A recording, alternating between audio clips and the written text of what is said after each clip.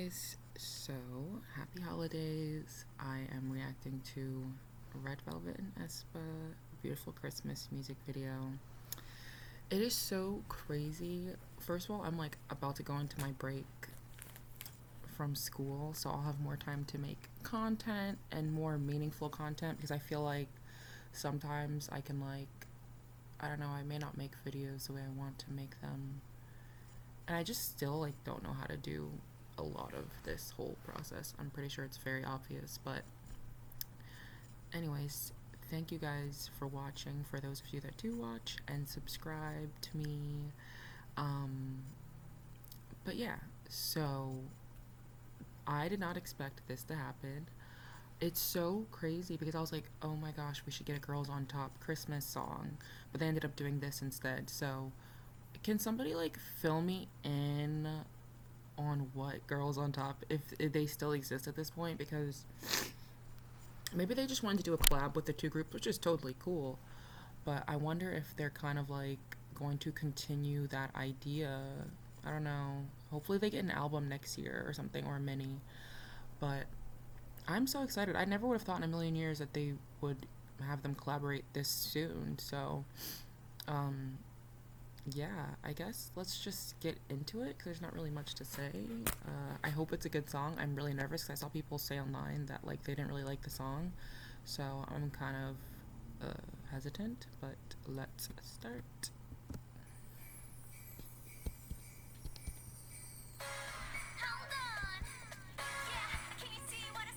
Okay.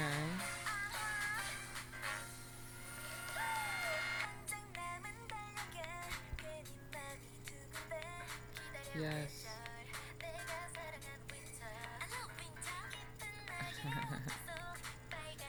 Hold on, I feel like I need to restart it because so much just happened. There's too many people in this group. Irene starts the song off and Karina. I know people died. I just know people died. But anyways, because I need to watch this in slow-mo. This is so serious. Okay, Winter starts off and Windy. Giselle.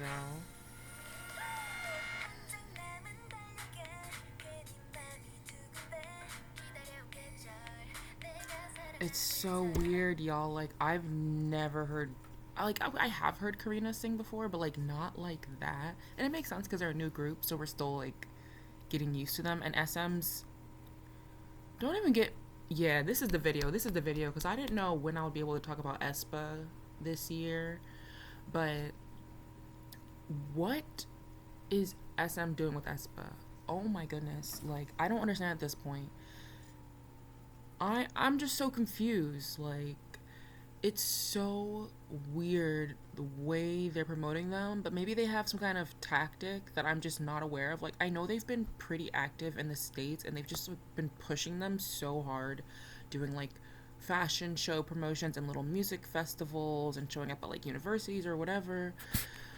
And I'm like, okay, so it kind of reminds me of the old days when they would have idols go out and talk to fans and stuff and build that fan base in person, because everything, I feel like everything relies so heavily on streaming, and streaming doesn't necessarily secure a fan base in the sense that I feel like one song can be really popular with streaming, but then people won't like the group necessarily. And you see that now, especially with K-pop. You'll see a group, especially these fourth gen groups, no, not even just fourth gen groups, any group really will release a song that people don't like, and they're like, oh well, this group is over, or whatever. And it's just, first of all, the songs are rarely ever bad. It's the bad songs people are love, I don't understand, and then the good songs people are these are crappy. And it's just so weird, especially when it comes to the third generation of groups like Twice and Red Velvet. The amount of discourse surrounding them and their discography lately in the past 2 years has been weird. People have always been weird, especially with Red Velvet, but you guys sit here act like they make bad music or something like that, and it's so bizarre to me, especially when all of the younger groups are following them, they look up to them. And also, Twice carries JYP on their backs. Let's be honest, I was starting to realize that recently, that JYP is kind of like all over the place, and I don't know if this is something new because I don't know, people have been talking about it for a while and they were like JYP lucked out with Twice. I always see that opinion everywhere, and they're saying like he just doesn't know how to like manage groups very well. So it's very interesting. And then like looking back in retrospect, it kind of makes sense. Like he's always been able to like write a song, you know, but he never knows how to like I don't know. And you see it with ITZY. Like there's some kind of like inconsistency with some things. Like not really inconsistency, but it's just like what are you trying to do with them? And we don't need to know as an audience, but it makes sense for us to understand it better. Like I don't know, but yeah, people have been were saying stuff on Twice switched up their sound, which they really haven't. They just kind of evolved and became more mature because their sound very similar to their old stuff. It just is like for today's music. Same thing with Red Velvet. People talking about they don't like Birthday, and I found that so surprising because it has the trap, melodies or whatever.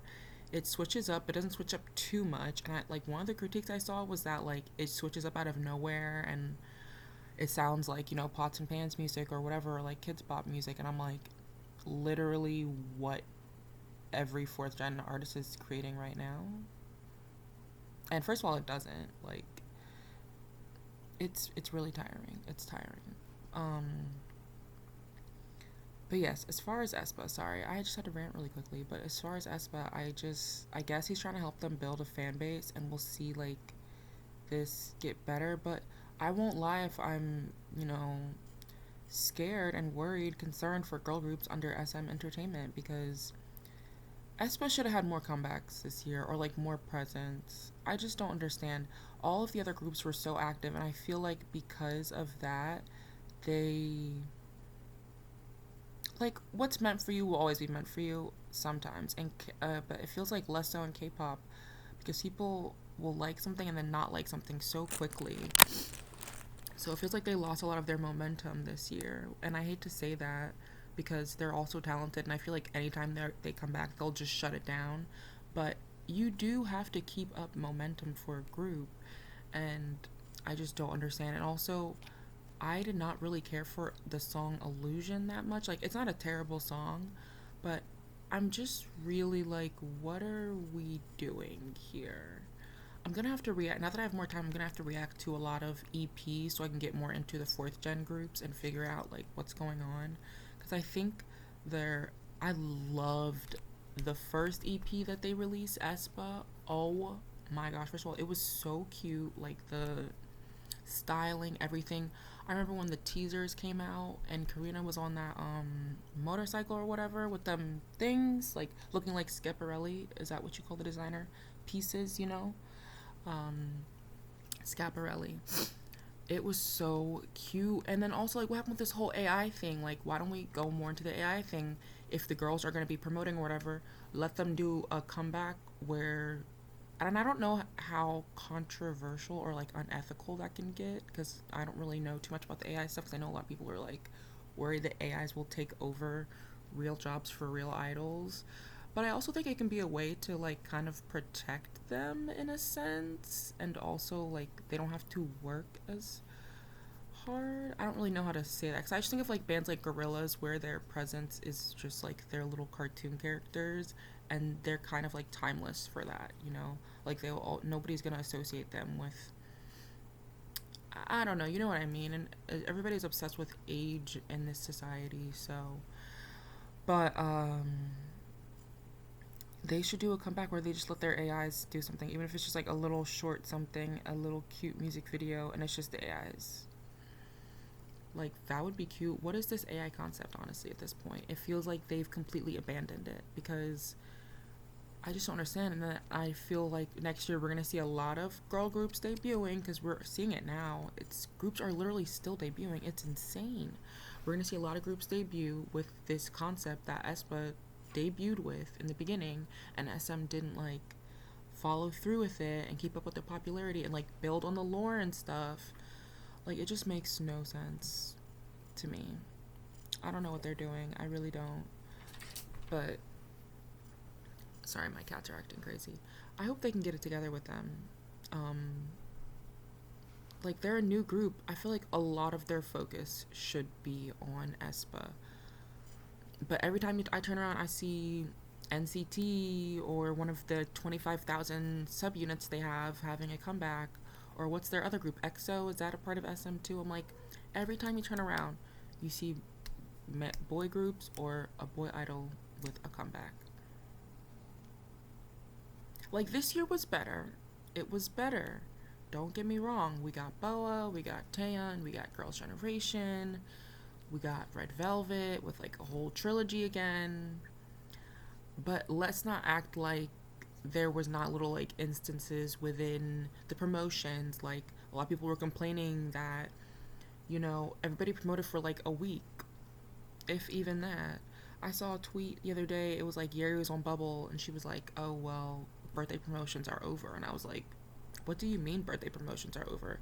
Maybe they're gonna go on music shows and promote this, but probably not." Like I just don't understand anymore. I don't know.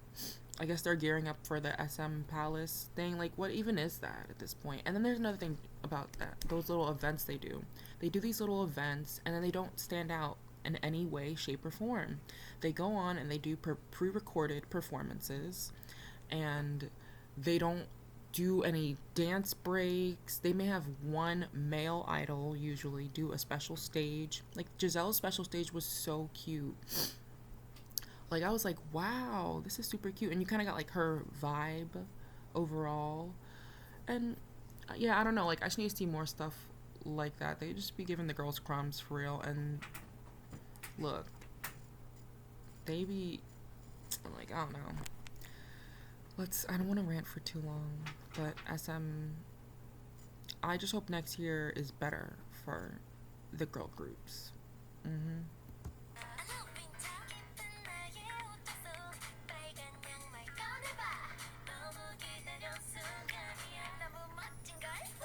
Aww.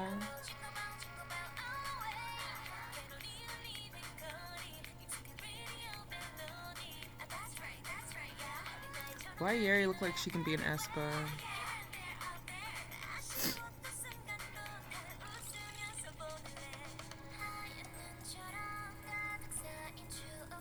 This is cute.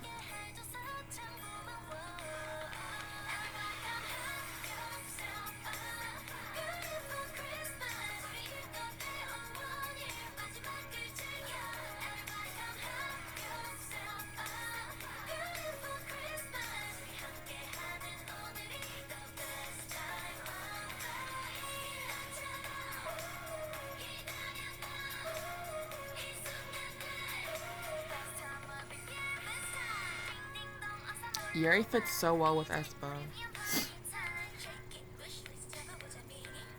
Irene looks so young in this video.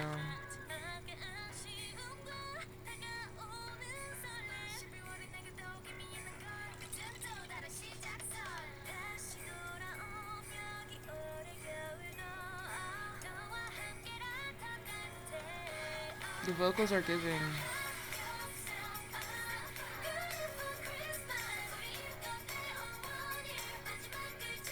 I'm not gonna lie though, like this is cute and upbeat and whatever, but like I really wanted a ballad, and I think that's like one of the first times I've ever said that. But oh my god, like the one time I wanted a ballad, they didn't give me one. Can you imagine a ballad with Red Velvet and aespa? Like I wanted to hear harmonies, I wanted to hear ning ning, like slang. It's not over yet. I'm pretty sure somebody will hit a high note, but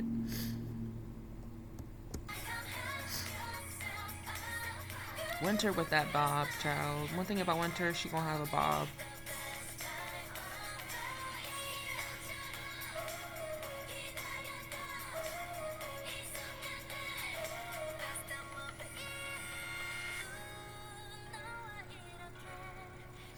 Yes, Joy.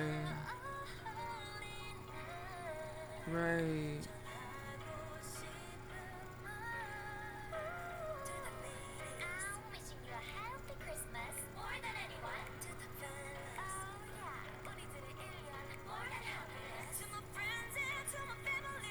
Right, Wendy.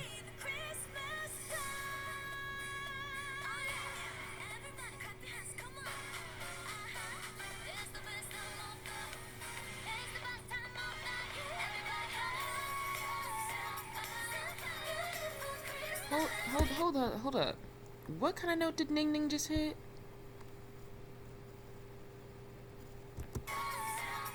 Hold up, because they're trying to like.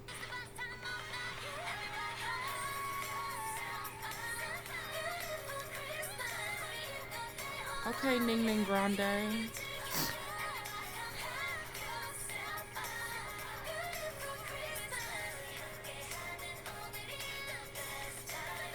It's refreshing seeing Espa do some actual choreography for once. Wait, who was that in the center with that white corset? Is that Karina or Irene? Or Giselle? Oh, that was Giselle.